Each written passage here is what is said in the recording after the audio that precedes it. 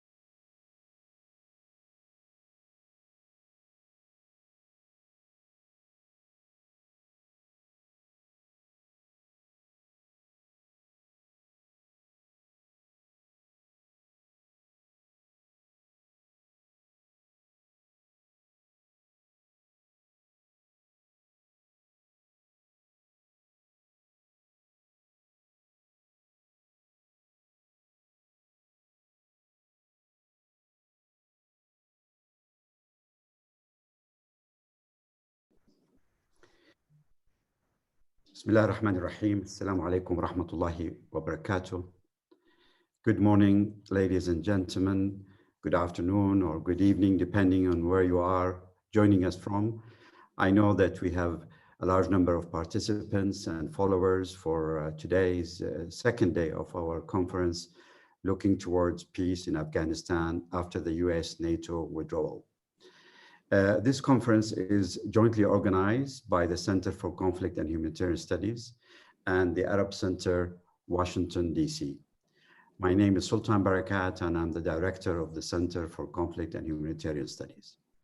Yesterday, we had our day one of the conference, which I believe was extremely insightful and have received a great deal of compliments and engagement, but also international media attention. Today, we have the great honor and privilege of welcoming His Excellency Dr. Muhammad Ashraf Ghani, President of the Islamic Republic of Afghanistan, who will give the conference's keynote address before we continue with our panel 3 presentations and discussions. President Ghani will speak for about 30 minutes or so, and unfortunately will not be able to stay with us for the question and answer session due to other urgent commitments. Instead, following the President's presentation, we will press ahead with our panel 3, following a very short break to arrange the panelists, and we will start our discussion with a presentation from Dr. Mazar Saleh. At the end of the panel presentation, we will have plenty of time for for questions and answers, and I will come back to you with further directions as to how to use the Q&A function later when we start the panel discussion. As my colleague earlier emphasized, Ibrahim, when he started this session, we have the challenge of translating into 4 languages simultaneously. So you can follow us in English, Pashto, Dari, or Arabic. And I would like just to take this opportunity to thank our interpreters right at the beginning, because they've been doing heroic work over the last couple of days. And for English, you just use the English icon For Pashto, there is an icon also in the Zoom function that says Pashto. For Dari, there isn't one, unfortunately, so you must use Chinese, you will hear Dari. And for Arabic, if you select Spanish, you will get the Arabic translation.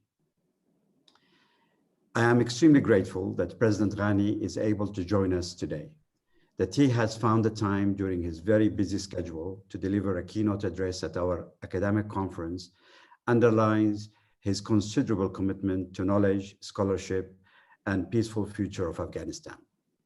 Today, we welcome President Ghani not just as a distinguished head of state who has made a mark on the global stage, but also as a fellow academic at heart. Ashraf Ghani grew up in Afghanistan before pursuing his education abroad. Like so many Afghans, the foreign invasion and civil war led to the persecution of his family and forced him to remain in exile. Whilst abroad, he became a leading scholar of political science and anthropology. He held a number of prestigious academic positions at Johns Hopkins and at the University of California, Berkeley, before eventually joining the World Bank, where he mastered the tools of international development.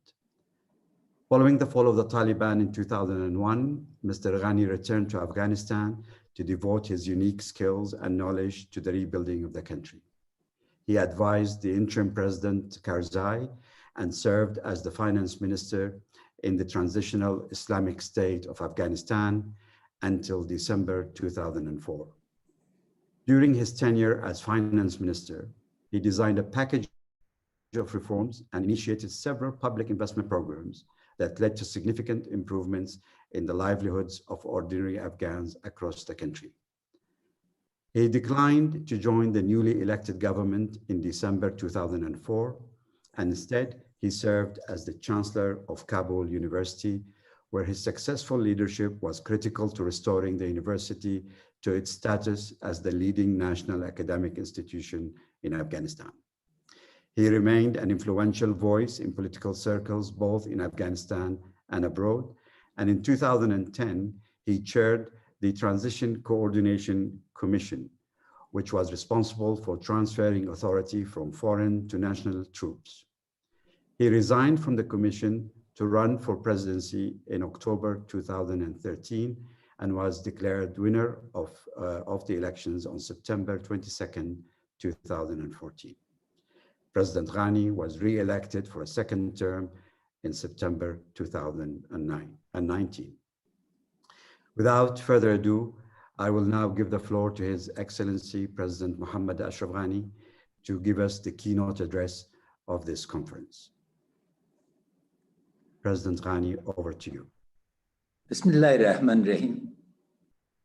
Assalamu alaikum wa rahmatullahi wa barakatuh. In the name of Almighty Allah, I'd like to pass my greetings and peace and blessings be upon all of you. Fellow academics and fellow Afghan citizens. Good morning, good afternoon, good evening. Let me get straight to the decision. President Biden's decision, endorsed by NATO, has been a game-changing and game-shaping decision. By ending the guessing game regarding the presence of the US forces, whether they will stay or what they were here for, all stakeholders, whether state or non-state, have to rethink their assumptions and examine their interests vis-a-vis the new context and work with us to reframe and accelerate a peace that will lead to a just and lasting peace for the people of Afghanistan and a predictable and stable order for partnership with our neighbors, the region, the Islamic world, and our international partners. Kahneman, the Nobel winner in economics, though a psychologist, demonstrated that when a strategic context changes, most people focus on risks and threats rather than opportunities. That's how our psyche, unfortunately, is made up. But my submission to you, and we've shared a diagram with you, is that uncertainty leads to 4 pathways and not just to risk and threats.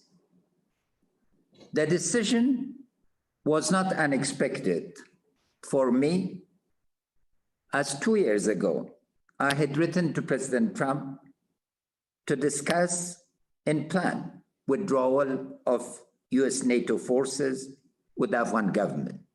That offer was not taken, but as Professor Barakat kindly mentioned, between 2010 and 2013, I had the honor in the duty to ensure the withdrawal of over 130,000 troops during President Karzai's tenure of office. We had timed in and we planned it.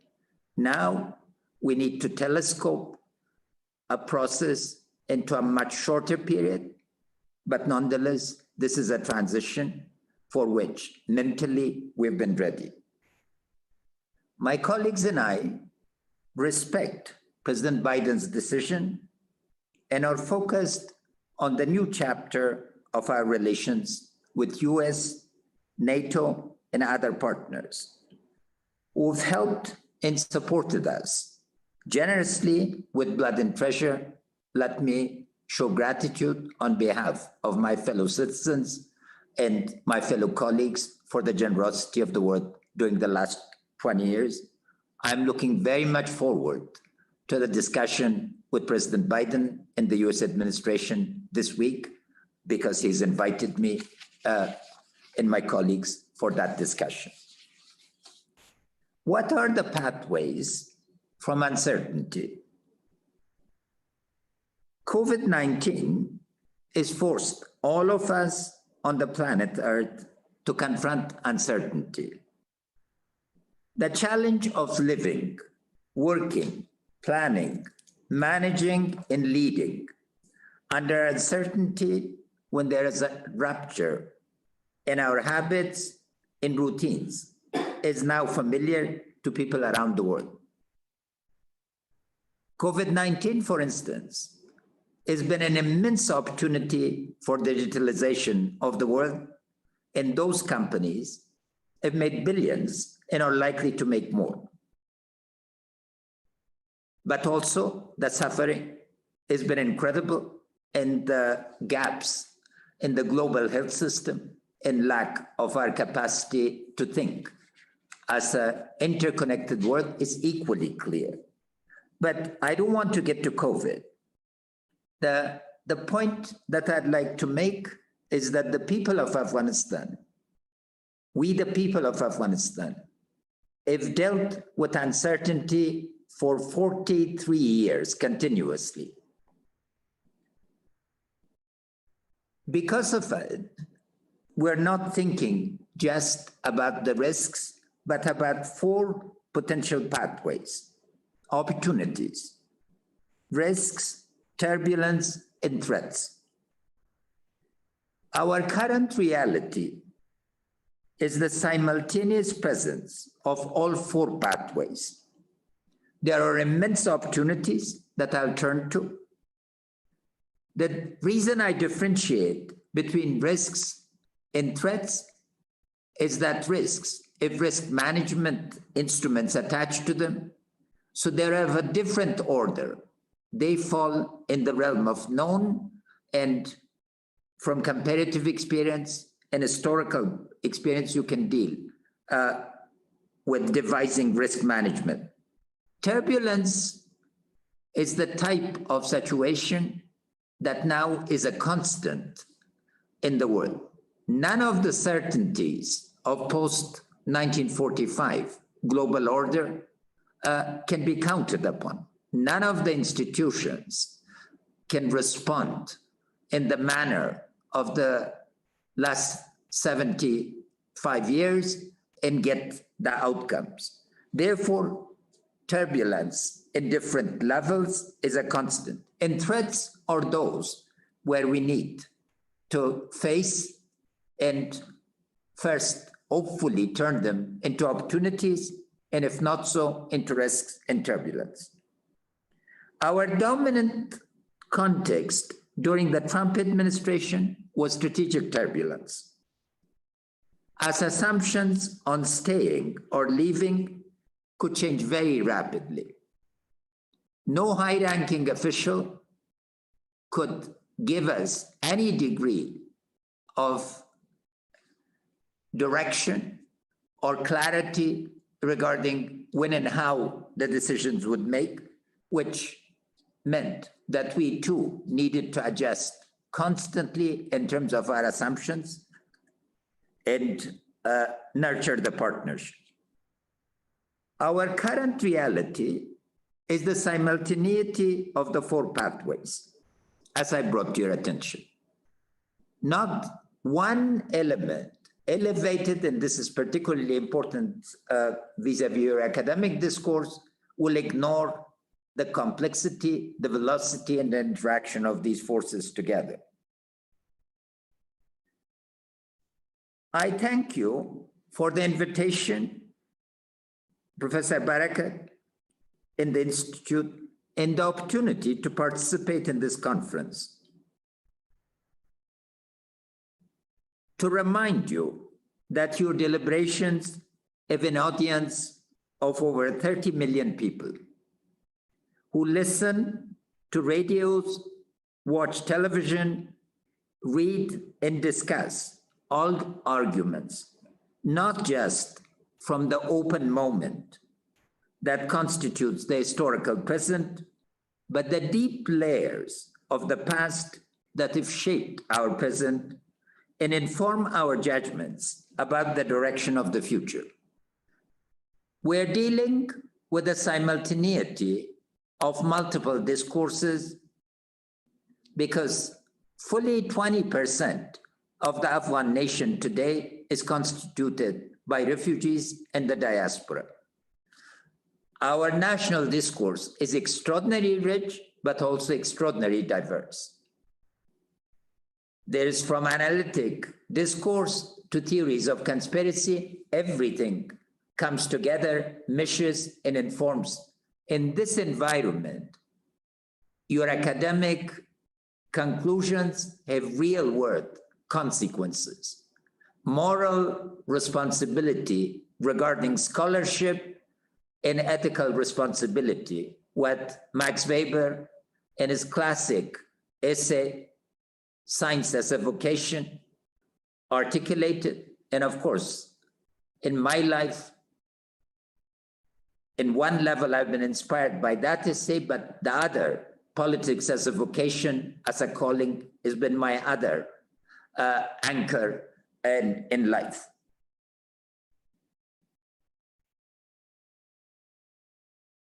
The filtering is extremely important.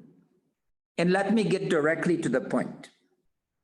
The specter of Dr. Najibullah's fall haunts us. The more people come and make those comparisons, or the more they make comparisons with Vietnam, that I firmly believe are not grounded in the present reality or context, the more they're contributing unwittingly to anxiety, to uncertainty, and to short-term conclusions drawn hastily. We as a people have been denied for 43 years the very basic right of a society, the right to peace, the right to an order, a social, economic, and political order of our choice in making. We do not ask the world for a sense of indebtedness, because that's not the reality. But we ask for understanding and we ask for partnership in a meaningful way.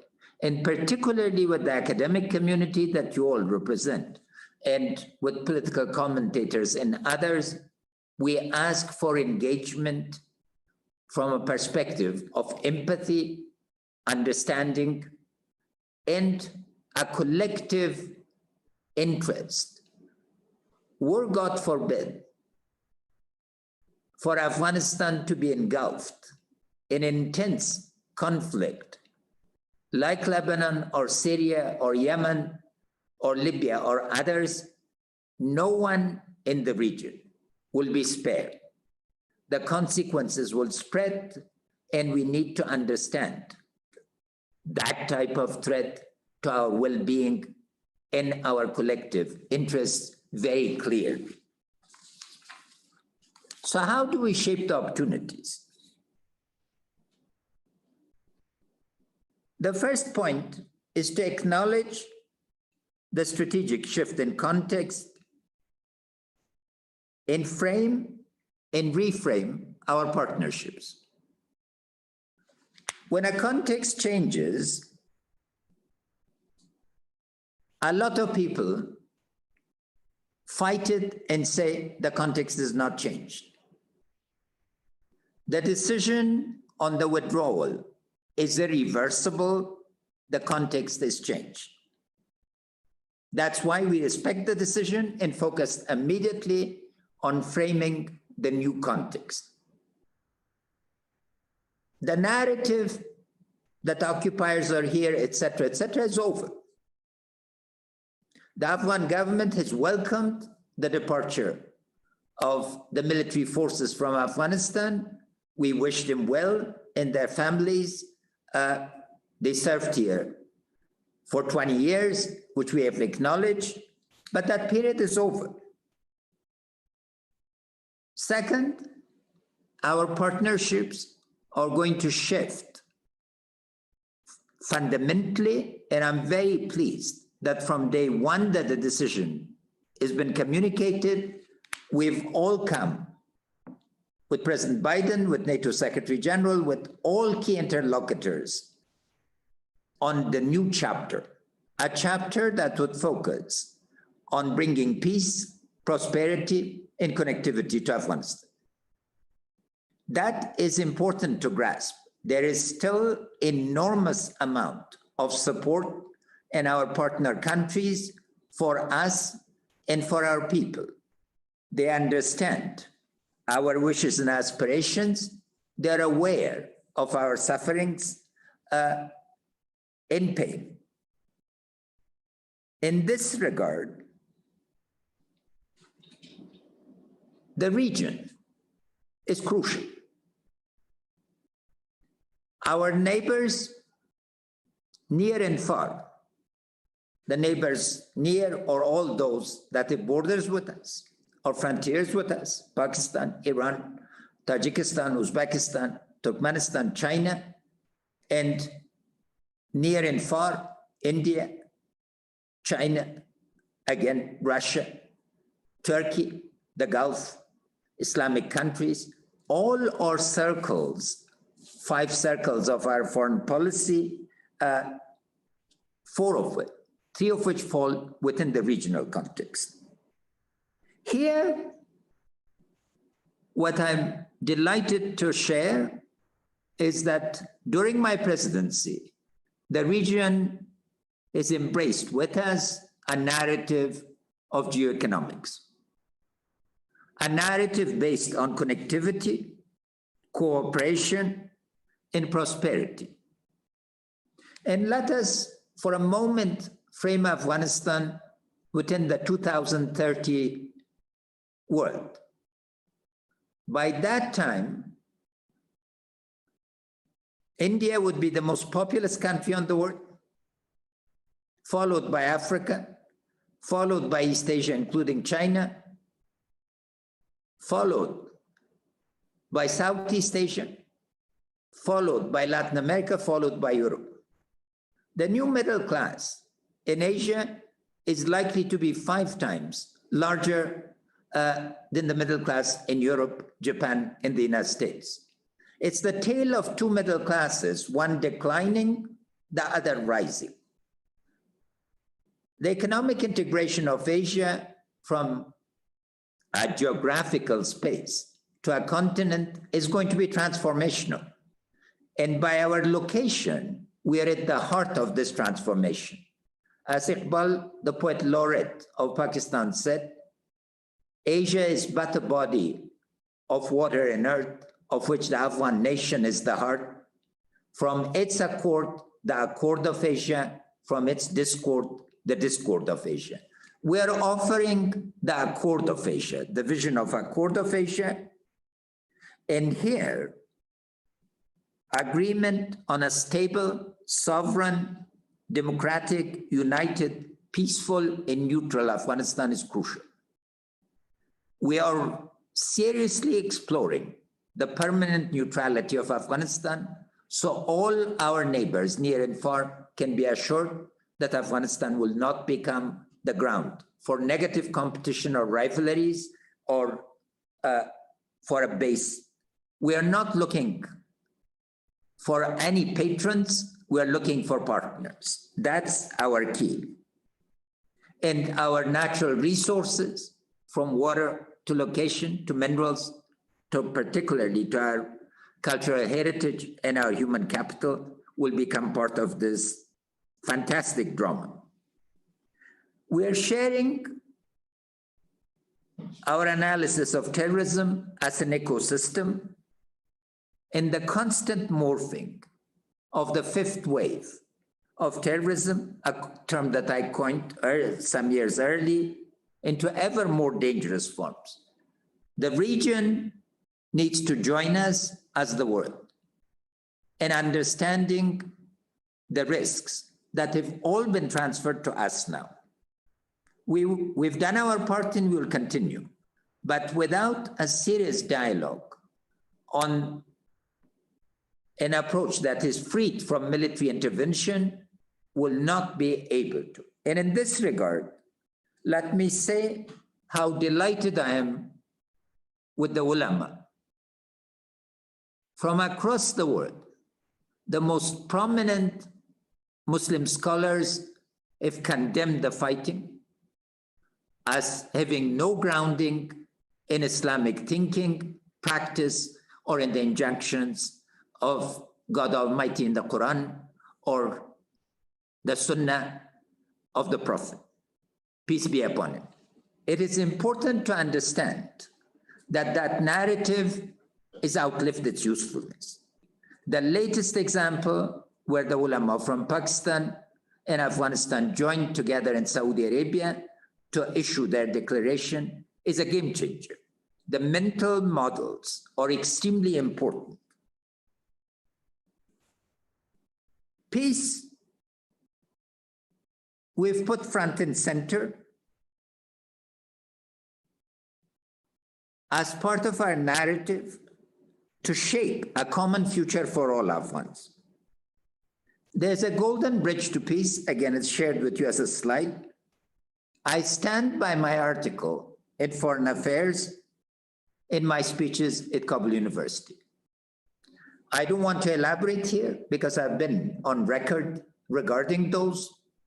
It's extremely crucial to understand a three-phase: making peace, then moving on to implementing it, to building the peace, and then sustaining it.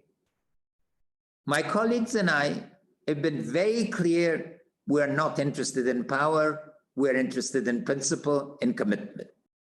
We're willing to bring the elections forward to ensure orderly succession. And I once again call on Taliban to accept the will of the people as a manifestation of the injunctions of Almighty God that we must make decisions collectively and move together. Our request to all stakeholders, state and non-state actors alike, is to avoid the following behaviors. Stop hedging. Stop waiting for events to continue to unfold. And particularly, please avoid atavistic behavior. Behavior in terms of policies, practices, and approaches that were fitted to a particular view of your interests or to a particular context. Embrace the new context with us. Don't look at Afghanistan from perspective of the past. Look at it from the perspective of today and the future, and join us to create a peaceful Afghanistan based on the noble quest for peace, cooperation, and stability and prosperity for us. My concluding remarks, unfortunately, have to acknowledge the threats. And again, with humility, I suggest the Taliban movement are making a strategic mistake in increasing violence. When a political pathway is on the table and there is a place in Doha, in a process, why resort to violence when the context is changed and none of the assumptions with which they operated in the past is relevant? A tragedy is in the making. That tragedy is an intense and destructive civil war.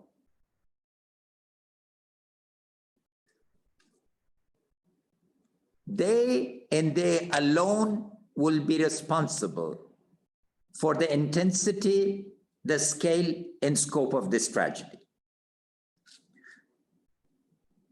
I give you one example. The wonderful Green Valley of Arghandab. It has a 4,000 years continuous history of agriculture. It has a 50,000 documented history of humanities living there. Bridges, 3 bridges, built with our labor, were destroyed, costing between $30 and $50 million. Culverts, hundreds of houses were planted with landmines, irrigation channels destroyed, etc. Thousands of people forced out of their houses. What for? What's this? Where is a movement believing that they are entitled or demand to be considered a serious candidate for exercising power on a national scale engages in such behavior? Will this type of behavior win them friends? Using car bombs on a continuous basis against all public infrastructure, assassinations of polio campaigners, civil rights, religious leaders, women leaders, does not win you friends. All of us are made from the same soil. As they say, in the past, when I would ask during my youth, why would not people leave a village? They will say, look, the bones of our ancestors are here. 5,000 years of our common history has given us the same bones. If we go towards stubbornness, a part of our national character, then no one can compete or outcompete with that. But this is not time for stubbornness. It's time for wisdom. In humility, that's another part of our culture. The central questions are Taliban acknowledging the centrality of an Afghan nation as a community of common interest and sentiment? Or, like 2001, they are putting their relations with their network and sponsors first? The question is simple. Are you acknowledging Afghan patriotism as our common bond and therefore a belief in common future? Or Lashkar-e-Taiba, Jaish-e-Mohammed, Al-Qaeda, all these other groups, be your compatriots and moral fellow travelers. Make a choice. Clarify that choice to the Afghan people. It is amazing that a movement that is taken seriously globally, regionally, and particularly by the government and people of Afghanistan, it's not offered us anything regarding what their vision for the people of the country will be. What is it that they envisage? The drought, Corona, return of 3 million refugees from Iran, Pakistan, 2 million from Iran, etc. Diaspora, women, youth, the poor, the disabled. The centrality of this. Management of Afghan resources. What's your policy on water? What's your policy on minerals? What's your policy on making friends? What's your policy on turning enmity into friendship? The greatest art in history. The greatest art is not to fight. The greatest art to end the fight. Presidency is a position requiring humility and constant innovation.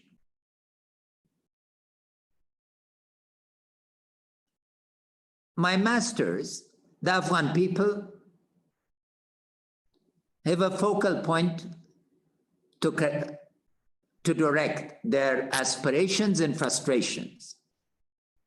I take their criticism and I take their aspirations as my guide in life, and it's always forcing me to focus on performance on multiple levels. We refuse to become a national security state.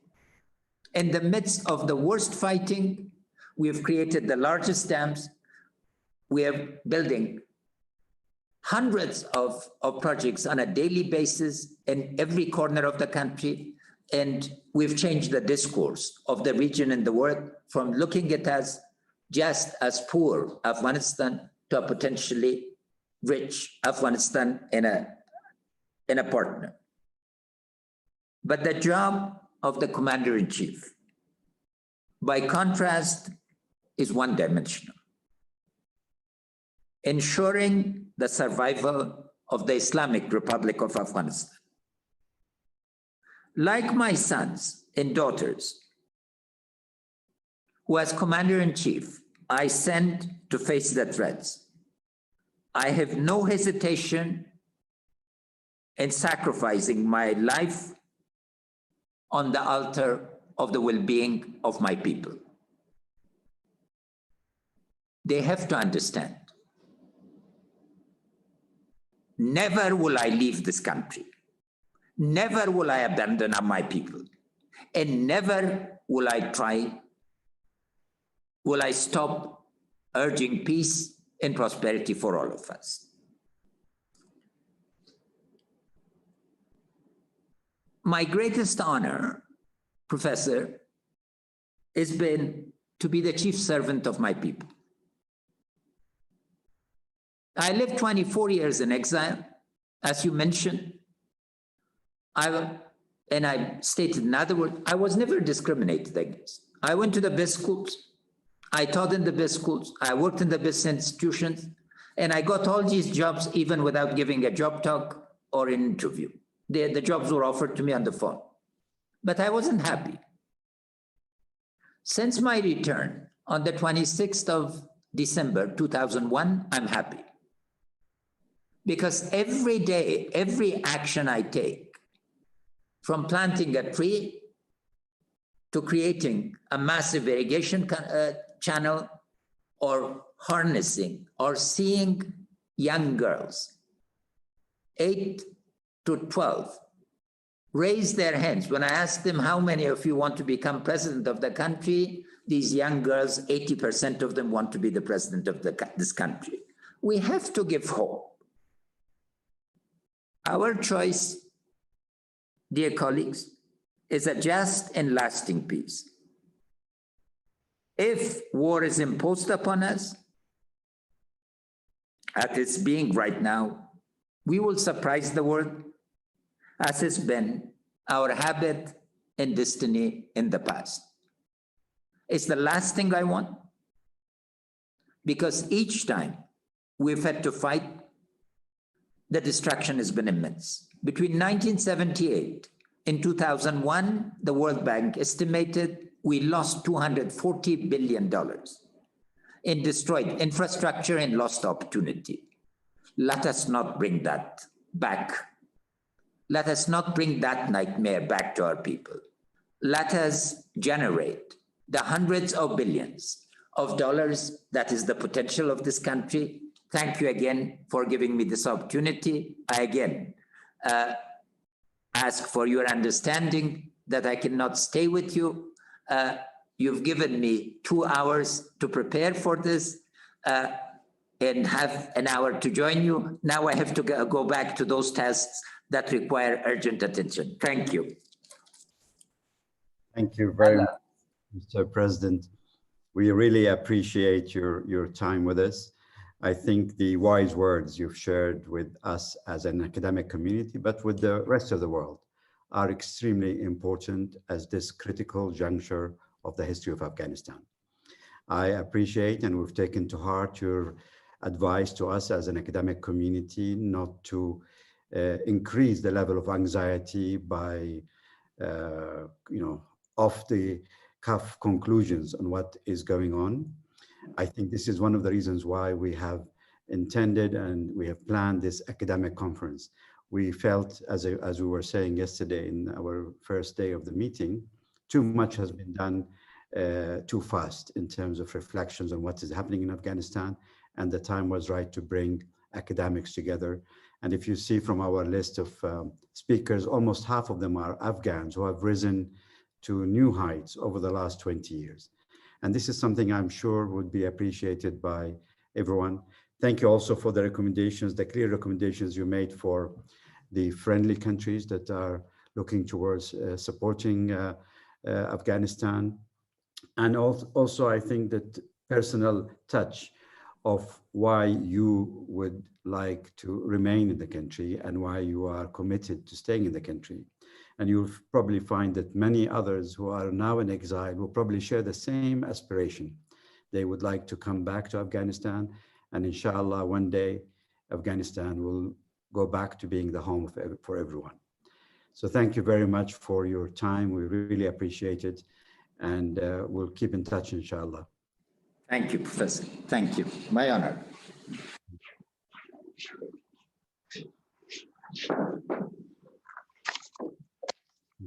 Dear colleagues, we will continue now with our panel 3 of the conference. We'll just give us a couple of minutes break to rearrange the panelists on the digital platform, and I'll come back to you with the start of the new panel.